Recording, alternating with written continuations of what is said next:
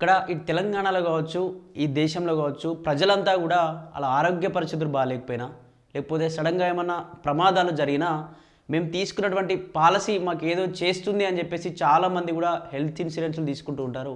ఇటు star health insurance కావచ్చు, అలాగే హెచ్డిఎఫ్సి కావచ్చు, రకరకాల ఇన్సూరెన్స్ల పేరుతో చాలామంది కూడా ఈ హెల్త్ ఇన్సూరెన్స్లో ఇటువంటి కొత్త కొత్త డిస్కౌంట్లు కావచ్చు, లేకపోతే ఇటువంటి ప్రీమియమ్స్ ఉన్నాయని చెప్పేసి చాలామంది కూడా ఏజెంట్స్ తిరుగుతూ ఉంటారు. వాళ్ళని నమ్మి చాలామంది కూడా కొందరు మోసపోతూ ఉన్న పరిస్థితి.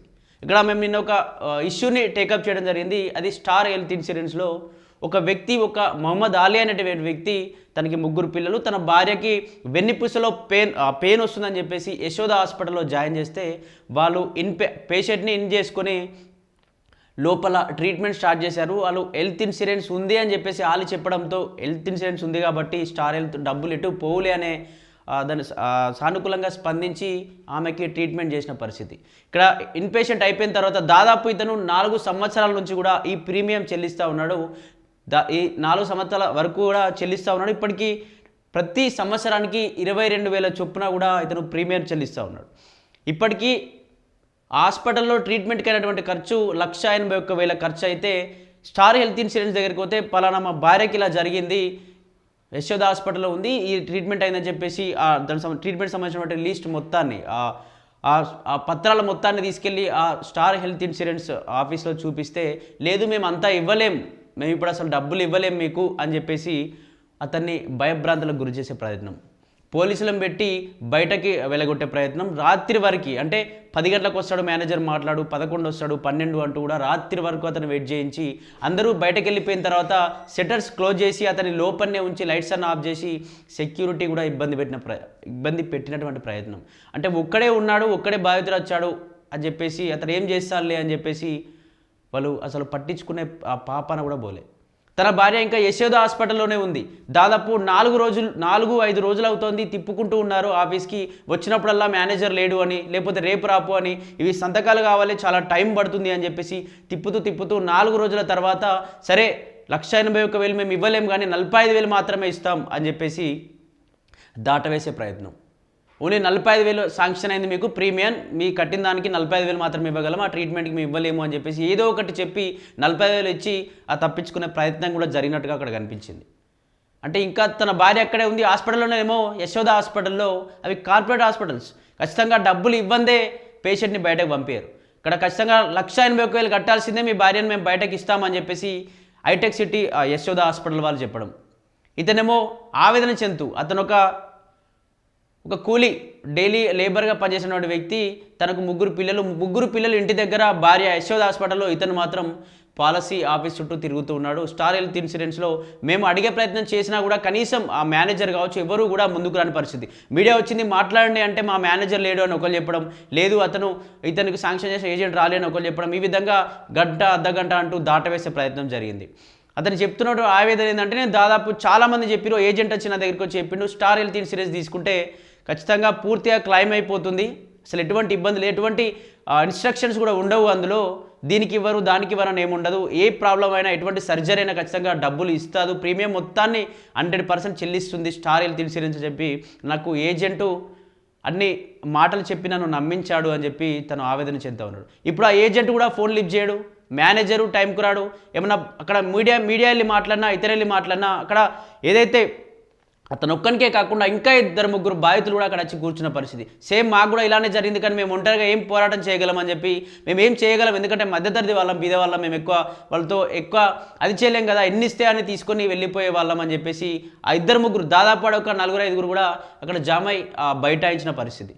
అంటే స్టార్ హెల్త్ ఇన్సూరెన్స్ తీసుకుంటే చాలామందికి మంచి ఉపయోగపడుతుంది, ప్రీమియం వెంటనే చెల్లిస్తుంది, 100% ప్రీమియం క్లైమ్ అయిపోతుంది, వెంటనే సర్జరీ అయినా లేకపోతే ఎటువంటి ట్రీట్మెంట్ అయినా వెంటనే ప్రీమియం చెల్లిస్తుంది అని చెప్పి చాలామంది మాట్లాడుతూ ఉంటారు. కానీ ఇక్కడ చాలా ఇబ్బందులు గురి చేస్తూ ఉన్నారు, చాలామంది బాధితులు అయితే కుప్పలుగా బయటకు వస్తున్న పరిస్థితి. ఇప్పటికీ తను ఆవేదన అట్లానే ఉంది. అలా పోలీసులు వెళ్తున్నారు, పోలీసులు వస్తూ ఉన్నారు, వాళ్ళు కంప్లైంట్ ఇస్తూ ఉన్నారు, పోలీసులకు కంప్లైంట్ ఇచ్చి ఇతను మమ్మల్ని ఇబ్బంది పెడతా ఉన్నారు, మా స్టాఫ్ని లోపలికి రానివ్వట్లేదు, ఖచ్చితంగా ఇతను మాకు ఇబ్బంది అవుతుందని చెప్పి అతనిపైన కంప్లైంట్ ఇవ్వడం, పోలీసులతో అతన్ని బయటకు గెంటించే ప్రయత్నం, లేకపోతే బెదిరించడం, నీతో ఏమవుతుంది పో, లేకపోతే నువ్వు మానవ హక్కుల కమిషన్లో కంప్లైంట్ చేసుకుంటావు, లేకపోతే IRDAలో కంప్లైంట్ చేసుకుంటావు, ఎక్కడ చేసుకుంటావు చేసుకోపో, నీతో ఏమైతే అది చేసుకోపో, మేము ఓన్లీ 45,000 కంటే మేము ఇవ్వలేము అని చెప్పేసి వాళ్ళు అతన్ని దాటవేసే ప్రయత్నం. నిన్న మీడియా కూడా అక్కడికి వెళ్ళింది. అతని యొక్క అసలు ఆధారాలు ఏంటి, నిజంగానే అతను తీసుకున్నాడా లేదా అని చెప్పి అన్ని చెక్ చేసుకోవడం జరిగింది. తన వాయిస్ తీసుకోవడం జరిగింది. అక్కడ బాధితులు 2-3 మళ్ళీ అతన్ని చూసి ధైర్యంతో ఇంకిద్దరు 3 బాధితులు సేమ్ మాకు కూడా ఇలానే జరిగింది అని చెప్పడంతో వాళ్ళ వాయిస్ కూడా తీసుకోవడం జరిగింది.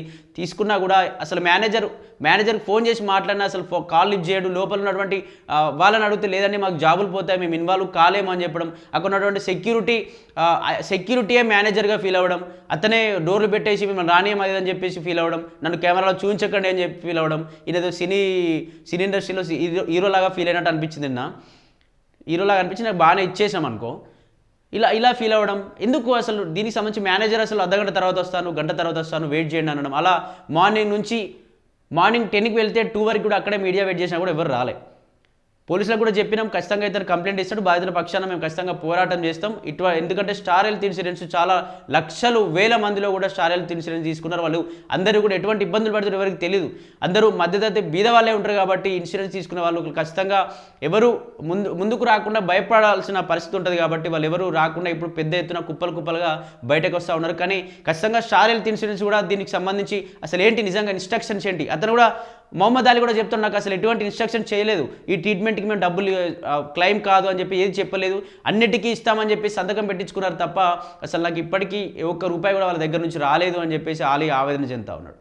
అలా ఒక సంతకం పెట్టే టైంలో ఒక పేపర్ ఇస్తారు, సంతకం పెట్టే టైంలో ఖచ్చితంగా అవన్నీ మీరు స్టార్ హెల్త్ కావచ్చు, HDFC కావచ్చు, ఏ ఇన్సూరెన్స్ తీసుకున్నా ఖచ్చితంగా గమనించాలి, చదవాలి. చదివిన తర్వాత అసలు ఇన్స్ట్రక్షన్స్ ఏమున్నాయి, ఎటువంటి ట్రీట్మెంట్కి ఇస్తున్నారు, ప్రమాదం జరిగినప్పుడు ఏమైనా ఇస్తూ ఉన్నారా, లేకపోతే ఒక యాక్సిడెంట్ జరిగినప్పుడు ఏమి ఇస్తున్నారు, తాగి డ్రైవింగ్ చేస్తూ చనిపోయినప్పుడు ఏమన్నా వర్తిస్తుందా, ఇవన్నీ కూడా ఒకసారి గమనించి చదివి సంతకం పెట్టాల్సిన అవసరం కూడా మన దగ్గర కూడా కొంత తప్పు ఉండడంతో ఈ తప్పు అంటే వీళ్ళు దొరికిపోతున్నారని చెప్పేసి వీళ్ళు దోచుకుంటూనే ఉన్నారు అన్నట్టు. ఖచ్చితంగా స్టార్ హెల్త్ ఇన్సూరెన్స్ ఖచ్చితంగా దీనికి సంబంధించి పునరాలోచించాలి. అసలు ఏం జరుగుతుంది ఏంటి, మేనేజర్కి తెలుస్తుందా లేకపోతే మీకు తెలియకుండా ఇంకేమైనా జరుగుతుందా, ఇవన్నీ ఒకసారి గమనించాలి. ఎందుకంటే స్టార్ హెల్త్ ఇన్సూరెన్స్ అనేది ఒక పెద్ద సంస్థ. ఇందులో ఖచ్చితంగా ఇలా చెల్లించినప్పుడు ప్రతి ప్రీమియం ఖచ్చితంగా క్లెయిమ్ అవుతుంది అని చెప్పి చాలామంది కూడా తీసుకుంటూ ఉంటారు. మీకే తగ్గిపోతుంది, మీకే స్టార్ హెల్త్ ఇన్సూరెన్స్ నష్టాల్లో పూడుకుపోయే అవకాశం ఉంటుంది. కాబట్టి ఖచ్చితంగా దీనిపై ఆలోచించాలి. ఆలీ కావచ్చు, మిగతా ఎంతమంది అయితే బాధితులు ఉన్నారో బాధితులు పెద్ద ఎత్తున కుప్పలుగా బయటకు వస్తూ ఉన్నారు. లోపల ఇప్పుడు మొన్న తీసుకున్న వాళ్ళు కూడా మాకు క్లెయిమ్ కాలేదు, క్లెయిమ్ కావడానికి కూడా ₹1,00,000 క్లెయిమ్ కావడానికి కూడా మేము పెద్ద ఎత్తున వారాలు నెలలు తిరగాల్సిన పరిస్థితి ఏర్పడుతుంది. కట్టాంలే తప్పదు అన్నట్టుగా కూడా మేము భరిస్తున్నాం తప్ప అసలు మేమేం చేయలేకపోతున్నాం చాలా బాధితులు మాట్లాడుతారు. ఖచ్చితంగా దీని గురించి స్టార్ హెల్త్ ఇన్సూరెన్స్ కావచ్చు మేనేజర్ ఒకసారి స్పష్టంగా తెలుసుకోవాలి అసలు ఏం జరుగుతుంది ఏంటి అని చెప్పి. ఎందుకంటే చాలామందికి కూడా ఇన్సూరెన్స్ అనేది చాలా ఇంపార్టెంట్గా చూస్తారు కాబట్టి చాలా ఇబ్బందులకు డబ్బులు లేక చాలా ఇబ్బందులు పడతారు కాబట్టి ఖచ్చితంగా దాని గురించి ఒకసారి పునరాలోచించాలని చెప్పేసి కోరుతా ఉన్నాం.